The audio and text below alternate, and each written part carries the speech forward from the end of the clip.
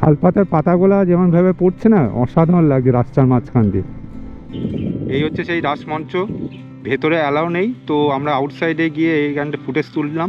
প্রকৃতির এই খেলাগুলো বেশ ভালো লাগে, রাস্তার মধ্যে দেখতে দেখতে যাওয়া। এখানেই বাইক রাইডিংয়ের মজাটা, এক্সপ্লোর করতে করতে সামনে এগিয়ে চলো। ডেস্টিনেশন আমাদের কাছে ম্যাটার করে না, জার্নিটা ম্যাটার করে। এটা কি হয়, কিরম গাড়িটাকে ঢুকালো দেখলে। এইখানে বাইকটা পার্ক করে এখানে একটু চা খাচ্ছি, পুরো চারিদিক সবুজ আর সবুজ। এটা হচ্ছে শুকনো পুকুর, এখানে নাকি জলও জমে না। পুরো দেখো চারিদিকে ভিউটা। এখান থেকে কটেজগুলো পরপর আছে, 1 2 3 4 5 6, আর এদিকে দুটো আছে।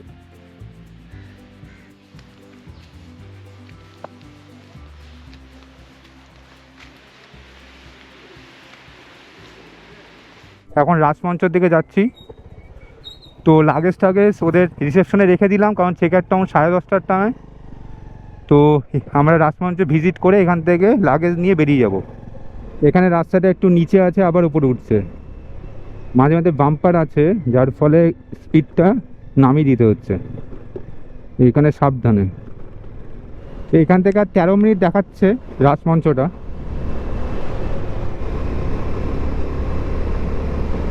এই যে সামনে পুরুলিয়া, বাঁদিকে হচ্ছে বিষ্ণুপুর। আমরা যখন আগের 2020 সালের পরে একবার পুরুলিয়া গিয়েছিলাম, তখন গোপ্রো ছিল না, তো এই সোজা রাস্তাটা নিয়ে চলে গেছিলাম। এদিক দিয়ে ঝাড়খণ্ড রাঁচি যাওয়া যায়, আর এই বাঁদিকটায় আমরা বিষ্ণুপুরের দিকে ঢুকছি। এই যে বিষ্ণুপুরের গেট, এই যে দেখে নাও, খুব সুন্দর করেছে। এখানে রোড স্ট্রিট আর্ট আছে, এখানে টোল ট্যাক্স পয়েন্ট আছে বিষ্ণুপুর মিউনিসিপ্যালিটির তরফ থেকে। জানি না 4 চাকার জন্য লাগে কিনা, আমি তো বেরিয়ে চলে গেলাম। এটা হচ্ছে রাসমঞ্চ। চলো ভেতরে গিয়ে তোমাদের ব্যাপারটা একটু জানাবো। আর্কোলজিক্যাল সার্ভে অফ ইন্ডিয়ার, কলকাতা বিষ্ণুপুর, মনুমেন্ট ভিজিটিং। এই হচ্ছে সেই রাসমঞ্চ, ভেতরে অ্যালাউ নেই, তো আমরা আউটসাইডে গিয়ে এই গানটা ফুটেজ তুললাম। দেখে জানিও কেমন লাগছে।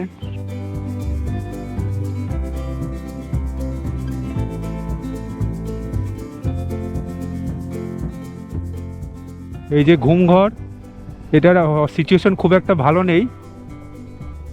দেখো কি অবস্থা, সিচুয়েশন খুবই খারাপ। এখানে একটা পুরনো মন্দির আছে, জাস্ট দেখো মন্দিরের উপরে গাছটা কি সুন্দর লাগছে, কিন্তু রক্ষণাবেক্ষণের দায়িত্ব কেউ নেই। এই নোটিশ, এটা কি, শ্রী শ্রী মহাপ্রভু জিউ মন্দির, জোরবাংলা মন্দির। এটা কি মহারাজা বীর হাম্বির উদ্যান। এটা হচ্ছে ঘর দরজা। তো আমাদের রাজমঞ্চ ঘোরা কমপ্লিট, এখন আমরা রিসর্টের দিকে যাচ্ছি। ওখান থেকে লাগেজটা তুলে বাড়ির দিকে রওনা হব। তাহলে তোমাদের কেমন লাগলে জানিও। ওভারঅল করার চেষ্টা করেছি, ওখানে ভেতরে তো অ্যালাউ নয়, মোবাইল ফটোগ্রাফি অ্যালাউ, ভিডিওতে অ্যালাউ নয়, তাও ভেতরে ভেতরে অনেকজন করে ফেলছে। আমাদের রিল হালকা বানাতে গিয়েও সেখানেও সেটা ডিলিট করতে হয়েছে। তো রিল অ্যালাউ নয়, ওখানে অনেক সিকিউরিটি গার্ড আছে, ওরা দেখভাল করছে। আর্কিওলজিক্যাল সার্ভে অফ ইন্ডিয়া তো জিনিসটাকে রুচিকর রাখছে, মানে বাজারি করতে চাইছে না। তো ভালো, ঠিক আছে, ঠিকঠাক রাখাটাই ভালো। শালপাতার পাতাগুলা যেমনভাবে পড়ছে না, অসাধারণ লাগছে রাস্তার মাঝখান দিয়ে। অসাধারণ অসাধারণ। এই দেখো এই দেখো, ও ও শাল পাতাগুলা পুরো একদম ফুলের মতো এসে পড়ছে একদম।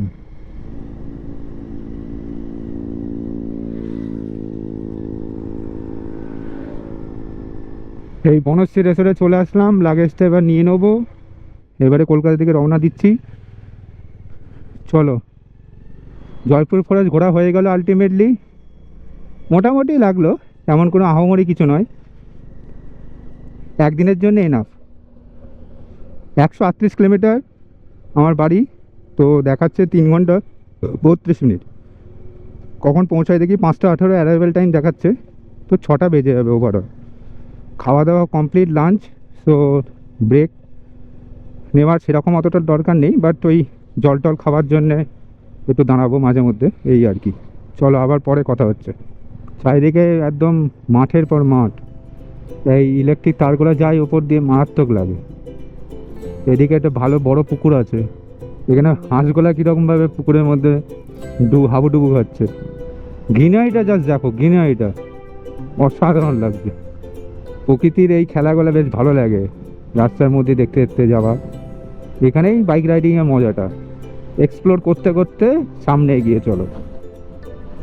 ডেস্টিনেশন আমাদের কাছে ম্যাটার করে না, জার্নিটা ম্যাটার করে।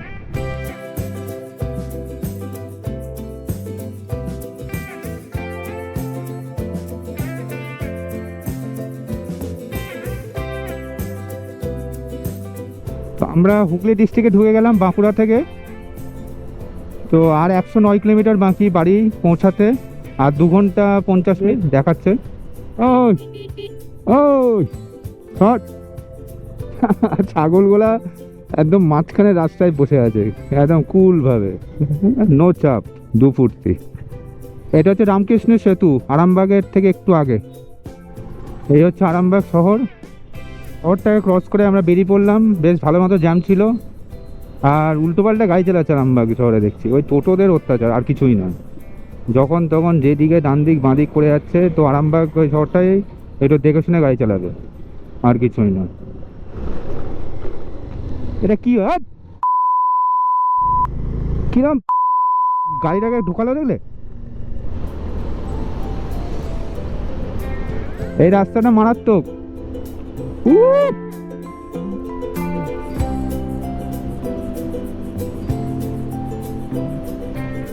এই যে দেখেছো মাঝে মধ্যে এরকম স্পিড ব্রেকার আছে, এই যে নুড়ি কাকড় পড়ে আছে, একদম স্পিডে আসলে অবস্থা টাইট হয়ে যাবে।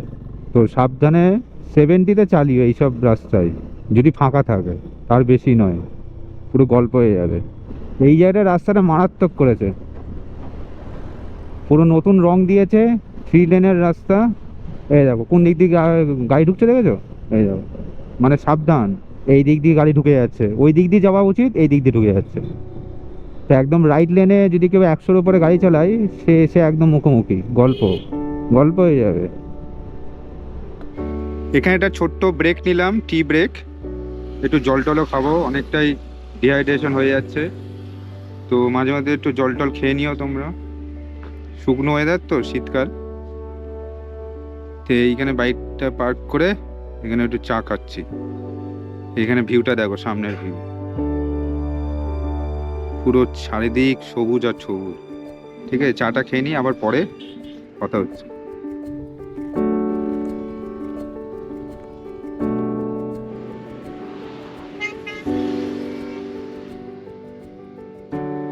এই চা পানি খাওয়া হয়ে গেল, এবারে সামনের দিকে এগোবো।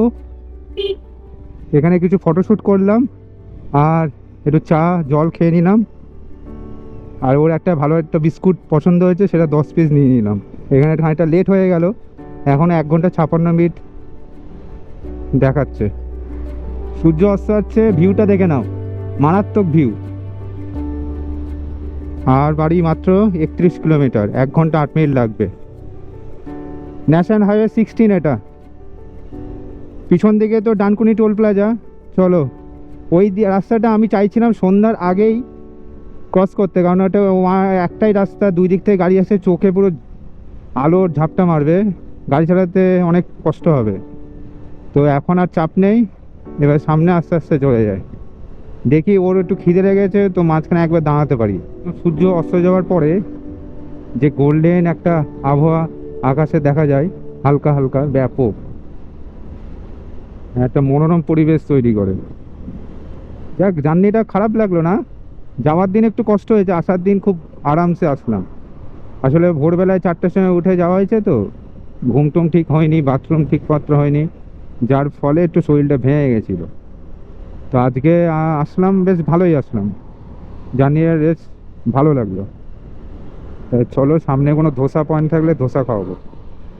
এটা পুরো কুয়াশা হয়ে গেছে, এত ধুলো কিসের? আরে বুঝতে পারছি না, এত ধোঁয়া কেন? এ তো মনে হচ্ছে একদম কুয়াশা হয়ে গেছে। কুয়াশা নয়, কোনো কিছু একটা ইস্যু হয়েছে। সামনে একদম খড়গপুর বেরিয়ে গেল, আমরা বাঁ দিক নিয়ে নেবো কলকাতার দিকে। এই কলকাতার দিকে নিয়ে নিলাম।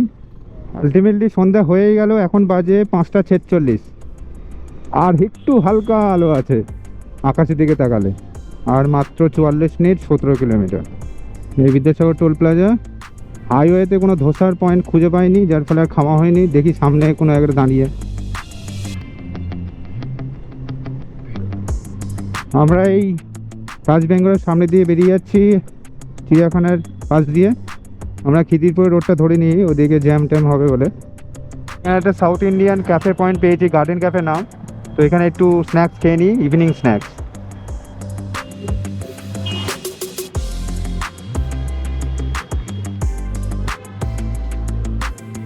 খাওয়া কমপ্লিট, এবার বাড়ির দিকে রওনা হই। গিয়ে বাড়িতে কমপ্লিট রেস্ট, খাওয়া দাওয়ার কোনো ঝামেলা নেই। তো গার্ডেনিস ফ্লাইওভার ধরে একেবারে আমাদের সন্তোষপুর। এখান থেকে সোজা বেরিয়ে যাব গার্ডেনিস ফ্লাইওভার। এখানে এই মাঝেরহাট মেট্রো স্টেশনে কাজ চলছে, এই যে বেশ ভালোই করেছে। এই গার্ডেনিস ফ্লাইওভারটা বেশ ফাঁকা থাকে আমাদের বাড়ি যাওয়ার দিকে। পলিউশন হয়ে একদম কুয়াশার মতো হয়ে গেছে। বাঁ দিকে হচ্ছে নেচার পার্ক, মারাত্মক পলিউশন। আলটিমেটলি সন্তোষপুর স্টেশন রোডে চলে আসলাম। আমাদের বাড়ি প্রায় এসে গেছি, সন্তোষপুর কোঅপারেটিভ সোসাইটি ডান দিকে। এই বাড়ি ঢুকে গেলাম আলটিমেটলি। তো তোমাদের কেমন লাগলো জানিও, ভালো লাগলে সাবস্ক্রাইব করে দিও, লাইক করে দিও আর শেয়ার করে দিও। The end. Bye bye.